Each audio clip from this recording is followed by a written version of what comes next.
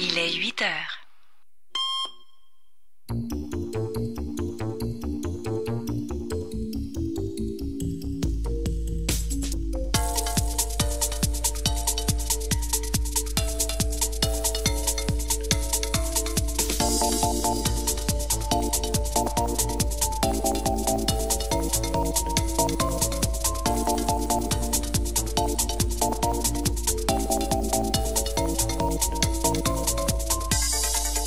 Bonjour et bienvenue au matin éphémère. Vous êtes sur les ondes de CKRL. Bien, la météo aujourd'hui, moins 8 degrés, c'est un peu plus chaud qu'hier.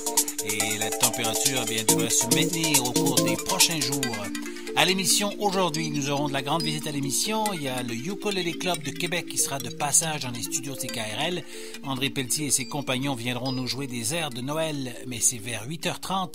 Auparavant, je parle avec Georges Goma qui est avec nous en studio. Bonjour Georges. Bonjour Frédéric. Eh bien, cette semaine, on parle de réchauffement climatique et on revient avec ton invité puisqu'on est en direct avec Paris. On parle de cette conférence, ce sommet, oui. One Planet, qui a eu lieu la semaine dernière, à Paris. Oui, on va parler, n'est-ce pas, des affaires internationales finalement. On va parler d'un sommet qu'il y a eu donc à Paris, le One Planet Summit, sous la présidence du nouveau et jeune président français Emmanuel Macron. Mais disons que ce sommet-là se situe quand même dans un processus. Il y a eu en 2015 déjà la COP 21. Ouais. Qui a vu aussi la participation du monde entier. On est en plein dans les affaires internationales et on est en plein dans des problématiques très très importantes qui concernent notre planète. Et puis bon, ce qui est là de particulier dans cette affaire, puisque nous allons quand même parler du Congo-Brazzaville, il y a eu le président du Congo-Brazzaville qui avait participé, n'est-ce pas, à la COP 21, d'une manière assez particulière, on va en parler, puisque chaque fois quand on évoque ces problèmes-là, il y a l'éternel problème du financement. Comment est-ce que ces choses-là sont financées ? Et à l'époque, ici, à cette antenne, avec Caroline Stephenson, on avait évoqué sous forme, pas d'hypothèse, parce qu'il y avait un certain nombre de faits là-dessus, que Denis Sassou Nguesso, le dictateur du Congo-Brazzaville, avait financé à une part très importante la COP 21. On a eu un auditeur à notre émission, il y a donc depuis 2015, qui a appelé, mais comment est-ce qu'un petit pays comme le Congo-Brazzaville peut financer la COP 21 à hauteur de 40%, on parlait de 40%, il ne comprenait pas. Il a fallu que nous lui apportons un certain nombre de données de la presse là-dessus pour voir que, ben oui, Sassou Nguesso, le dictateur du Congo, avait profité de cette occasion-là pour financer cet événement. Et là encore, à Bonn, toujours en novembre 2017, il y a eu aussi la COP 23. Et Denis Sassou Nguesso est encore là. Et tout juste après One Planet Summit, là, en décembre, il était encore là. Pourquoi faire ? Nous avons évoqué un problème de recherche d'une reconnaissance internationale. C'est-à-dire qu'il ne peut pas venir comme ça rencontrer les grands de ce monde en tant que le président du Congo-Brazzaville. Il profite de ces occasions-là où tout le monde est là, essaie de pousser ses pions. Enfin, on va en parler avec notre invité, monsieur Andrea Gombe, qui est à Paris en ce moment, et qu'on va gentiment inviter, ou tu vas le faire, Frédéric, et qu'il se présente, et puis qu'il présente un peu son collectif qui s'appelle Ça suffit. Et on permettra à nos auditeurs, n'est-ce pas, de comprendre ce que ça veut dire Ça suffit aussi. Alors, il est en ondes, et il est avec nous. Bonjour Andrea, comment ça va? Bonjour, ça va bien. Il fait beaucoup plus chaud à Paris, on dirait. Sans aucun doute, sans aucun doute. Alors, Andrea, je vous pose cette première question concernant le mouvement Ça suffit. Peut-être qu'il faudrait comprendre qu'est-ce que c'est exactement. Quelle est l'origine, en fait, de l'organisation? L'origine de l'organisation, elle est double, en fait. La première origine, c'est qu'on avait essayé de faire un premier mouvement au courant de l'année 2012 parce qu'il y avait eu une explosion au Congo-Brazzaville, à la capitale, qui avait soufflé tout un quartier, il y avait eu beaucoup de morts, et on s'était dit qu'il fallait faire quelque chose, s'organiser pour essayer d'obtenir la fin de ce régime. Et ensuite, on a tout relancé beaucoup plus vigoureusement en avril 2014, parce qu'on pressentait que le changement de la Constitution de 2002 allait être au programme, et donc il fallait préparer une campagne médiatique, digitale, web, lobbying, plaidoyer, tout ce qu'on pouvait faire pour pouvoir non seulement sensibiliser le monde entier sur les enjeux du Congo-Brazzaville, mais aussi sensibiliser la population congolaise elle-même sur ces enjeux. Et donc, d'où ce jeu de mots, Sassou, ça suffit, et en contractant le tout, ça fait ça suffit. Mais on peut dire aussi que ce Denis Sassou Nguesso est au pouvoir depuis plus de 34 ans maintenant aussi. Hein, donc le ça suffit aussi se justifie par cela. On peut pas indéfiniment. Vous savez, depuis que comment on l'appelle Jimmy Carter était au pouvoir, Sassou Nguesso était président du Congo, hein? Jimmy Carter, hein? Pour ceux qui connaissent l'histoire américaine, le savent très bien. Et depuis 76. et depuis que Giscard était au pouvoir, Sassou Nguesso était au pouvoir. Et depuis Giscard jusqu'à aujourd'hui, quand même, l'eau a coulé sur les ponts là, hein? Et Sassou est toujours là. Donc le ça suffit aussi, ça se justifie par ça. Tout à fait. Hein?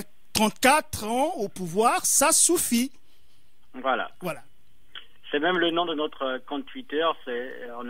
Quand on avait créé, c'était à 30 ans. Donc, 30 ans, ça suffit. Donc, c'était pour vraiment montrer un peu l'ampleur temporelle de son règne. Absolument.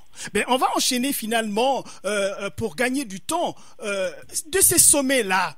On vous a vu quand même en selle à Paris. Il y a vous, le collectif Ça Suffit, mais il y a aussi les Indignés 242 et d'autres qui se sont illustrés alors de la manière la plus manifeste à Paris contre l'arrivée de Denis Sassou Nguesso. Alors, est-ce qu'on peut en savoir un peu sur cet élan que vous avez pris à Paris et qu'est-ce que ça a donné en fait? Non, déjà, cet élan, c'est en fait un élan global, hein, puisque on peut souligner que les Gabonais aussi ont fait preuve de mobilisation et d'autres communautés. C'est-à-dire que nous sommes décidés à ne plus laisser l'Europe, et notamment Paris, être une espèce de marchepied pour les différents régimes autoritaires.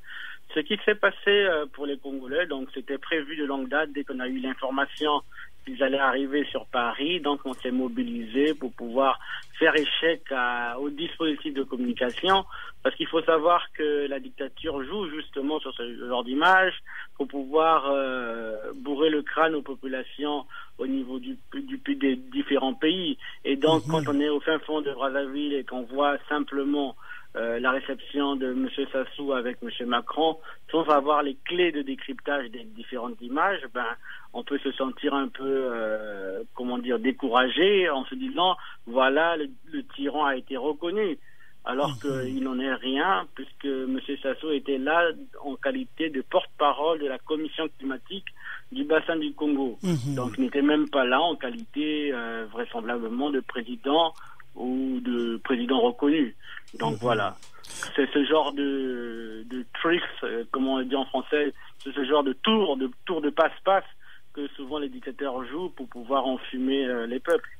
Oui, mais pour nos auditeurs du Québec ou de l'Amérique du Nord d'une manière générale, parce qu'on est très suivi, on a des retours là-dessus, on est un peu suivi partout, et ici à CKRL, quand même, on a fait un travail de fond, de sorte que les auditeurs d'Amérique du Nord sachent finalement un peu sur l'Afrique et le Congo-Brazzaville davantage. Ce que vous venez de décrire là, d'aucuns peuvent se dire, mais oui, mais pourquoi en vouloir à un président de la République de cette manière-là? Il y a certainement un contexte. Il y a des choses qui se sont passées en 2014, il y a eu le changement de la Constitution, alors qu'il ne fallait pas le faire.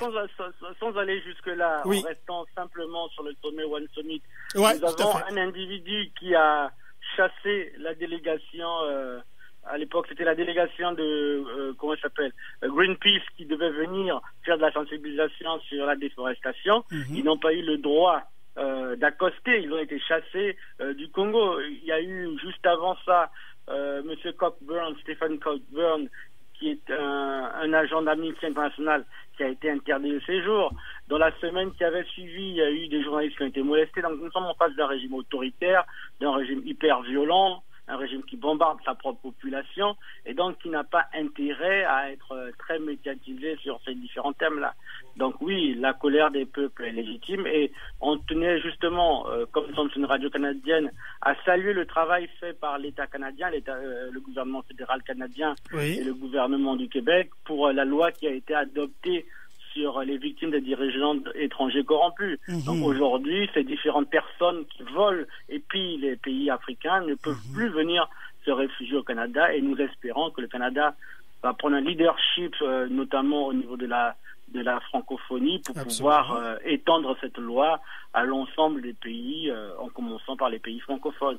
Donc il y a vraiment une nécessité de sévérité face à ces régimes-là et le Canada est vraiment à la pointe et nous sommes très fiers et très heureux de le voir. Absolument. Mais, Andrea, j'aimerais, si vous me permettez une question, il apparaît aussi que le Congo soit engagé dans des négociations, on parle de négociations complexes avec le Fonds monétaire international. Comment votre collectif explique la difficulté de ces négociations?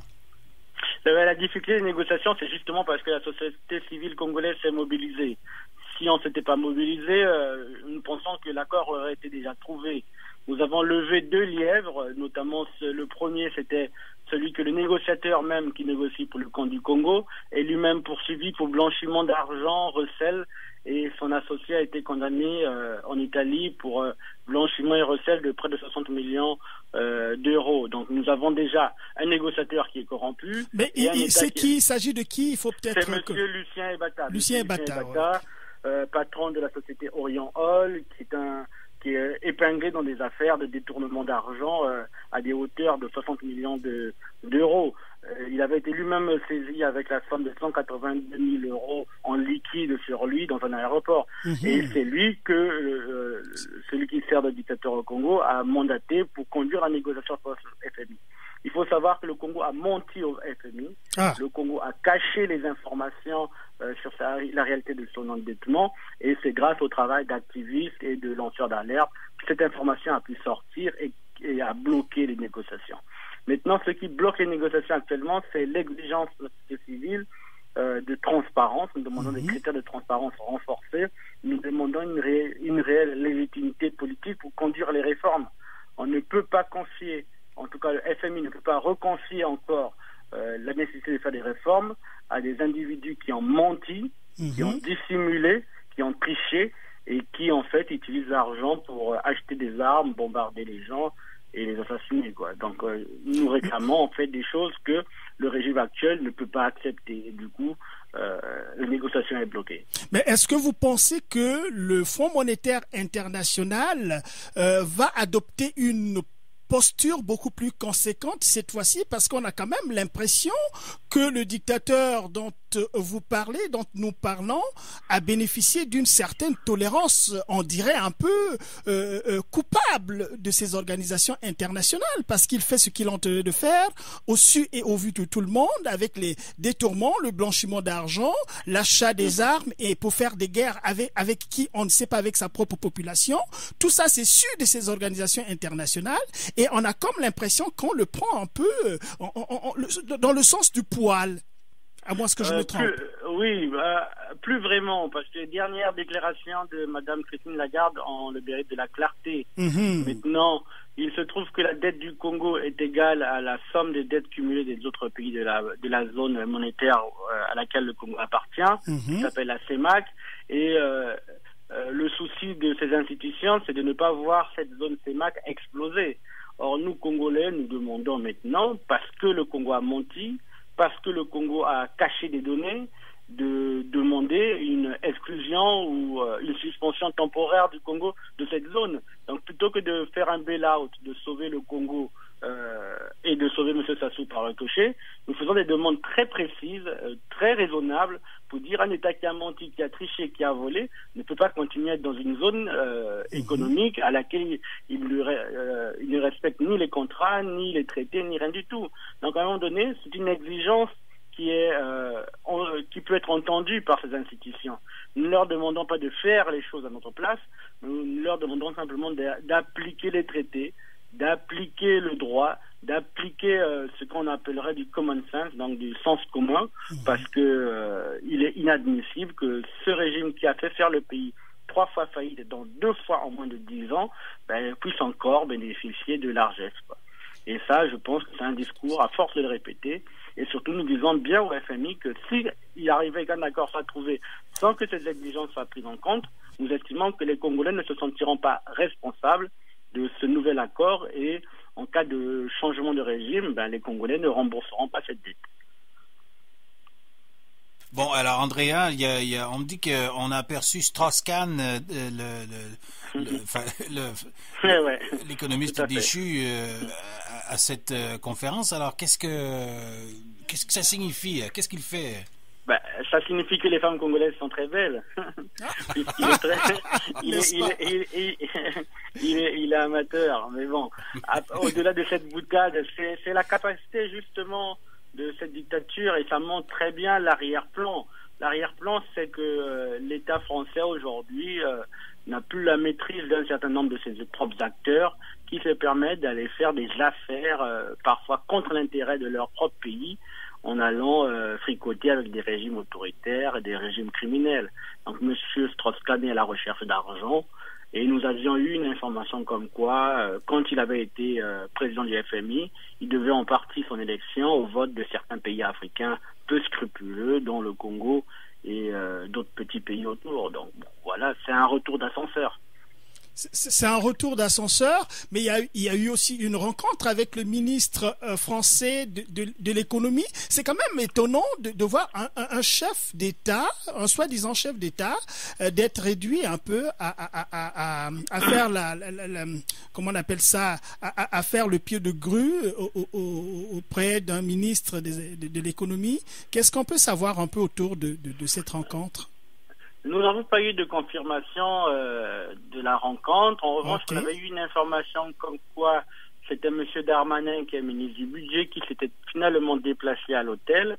Mais peu importe, ce qui ressort, c'est que M. le maire est aussi, en qualité de ministre de l'économie, il est aussi ce qu'on appelle président du Club de Paris, qui est un club informel de négociations sur les dettes des États, et à ce titre, il a quasi rang de chef d'État. Donc c'est plutôt peut-être à ce titre-là, et comme il n'osait pas l'écrire, que la rencontre était prévue, mais le travail aussi bien de la société civile congolaise ici à Paris, de cette diaspora, nous avons appelé le ministère, il y a eu une manifestation devant le ministère, et donc nous n'avons pas eu vent ni vu ni entendu un cortège de M. Sassou passer par là. Donc cette réunion a-t-elle réellement eu lieu? Nous ne savons pas. En revanche, M. le maire était obligé donc de s'aligner sur les positions. Donc il a demandé dans un article sur une chaîne internationale française plus de transparence. En tout cas, il a rejoint les positions des exigences de la société civile congolaise. Oui, mais Monsieur Gambé, la situation sociale est catastrophique au Congo-Brazzaville, et l'État, évidemment, court la banqueroute, et on a comme l'impression que quand les autorités congolaises parlent de cette histoire-là, ils généralisent les choses au niveau de la sous-région en disant qu'évidemment ça se passe ailleurs, et puis le cours du pétrole aussi qui a baissé. Alors, est-ce que c'est pas une pirouette là de dire toujours que les autres vivent la même chose dans la sous-région? Quelle est votre ligne d'approche là-dessus pour que les gens comprennent très bien vraiment la responsabilité propre d'un régime aux abois? Oui, ils ont bon dos de le dire, mais comme le montre très bien le rapport Global Witness qui est sorti, il dit très bien que la crise congolaise est d'abord une crise de la gouvernance. Donc nous avons des noms à citer, un programme d'allègement en 2010 de 2 milliards, des sociétés comme AOGC de Nigukana qui ont détourné de l'argent. Nous avons parlé de M. Ebata, nous avons donné le Salmesso et des détournements. Quand nous faisons la somme des détournements, c'est presque équivalent à la somme qui manque dans les comptes de l'État. Donc la conjoncture extérieure est d'autant plus forte, ressentie fortement au Congo, parce qu'il y avait des fragilités intérieures.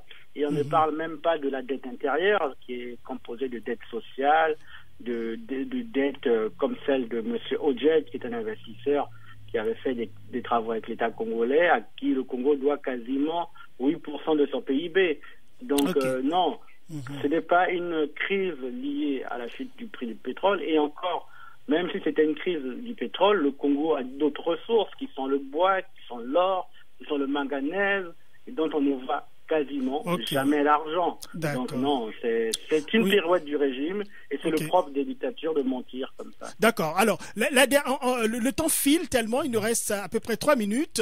Mais qu'est-ce que vous pouvez nous dire un peu de la situation politique actuellement au Congo? Il y a des prisonniers quand même, des prisonniers politiques au Congo-Brazzaville. Est-ce que vous pensez, quel est votre potentiel là-dessus? Qu'est-ce qu'on peut faire pour libérer ces personnes qui ne doivent pas être là où ils sont en principe, et essayer d'avancer un peu pour la résolution du problème au Congo-Brazzaville quand même? Oui, déjà ce que nous pouvons dire, c'est que nous avons par exemple le général Jean-Marie Michel Morocco qui actuellement souffre d'une rage de dents et est empêché de voir un médecin, un dentiste, qui est une violation claire de ses droits.